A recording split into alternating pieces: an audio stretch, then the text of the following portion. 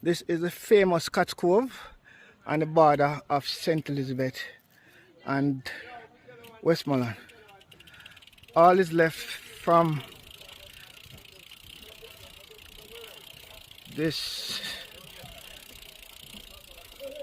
terrible Hurricane Melissa is ravaged. So this is what Scotts Cove look like. I have some people coming out trying to see what had happened.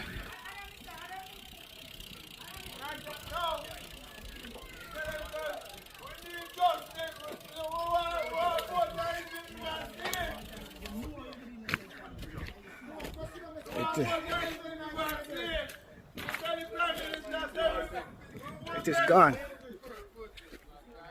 It is totally, this is the ravage, this is the ravage that is left of it.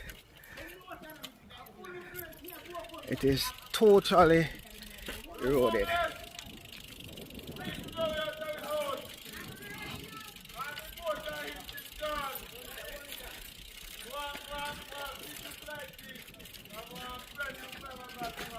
Oh my God.